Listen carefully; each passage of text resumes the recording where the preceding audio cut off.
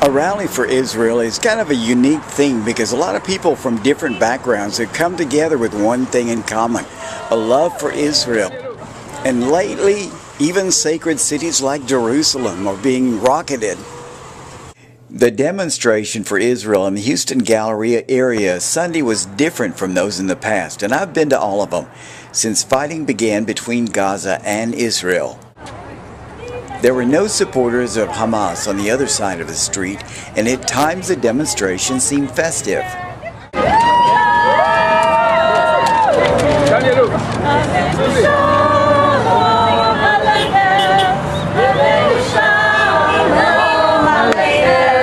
But the supporters of Israel were serious about drawing attention to what's happening in Israel, because many there last Sunday had family members facing the rockets.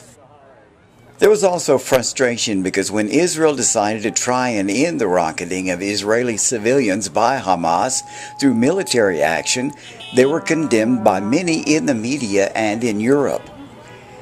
It's not unusual for the world to condemn Israel for defending itself, but it seems Europe and the media may be becoming more antagonistic towards Israel.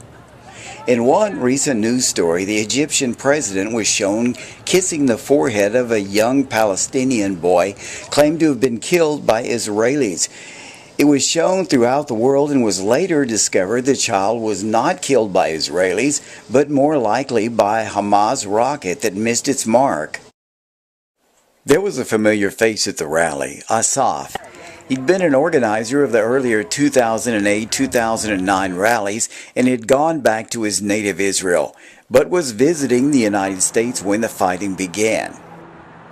I just happened to be here. I live in Israel, and I came to visit my family, and all of a sudden I got caught up in the war. And in the last war I was here organizing the rallies, and I'm so happy to be here with my friends to organize this one too.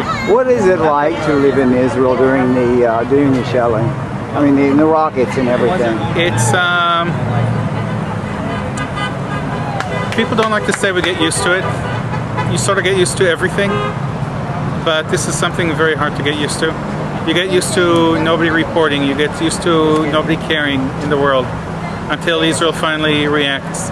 And that's very frustrating because finally when somebody does something to stop the rockets, it seems like everybody jumps on Israel to stop, not to protect, to let them continue shooting the rockets. The Hamas rockets are becoming more advanced and are now capable of hitting Tel Aviv.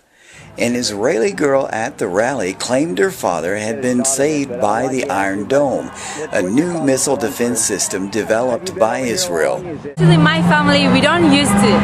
We didn't get used to this because in the center, the rockets usually don't arrive until us. But now I just this morning spoke with my family, and suddenly I heard the alarm, and all the people, I heard that they were shouting and screaming, and I heard all the kids running downstairs and crying, and it was so hard for me to hear it from here, from Houston, when I'm Israeli. The question everyone must deal with is why so many in the world are determined to destroy Israel. Every so often, evil rises up, and the first group that evil attacks is going to be the Jewish community, because it's the Jewish community that's always first in line to attack the evil. You know, that's our raison d'etre, that's what it means to be a Jew, and it's what brings about the hatred of the Jew. The fighting will continue, and the Israelis have no option but to continue the fight, or they will no longer exist.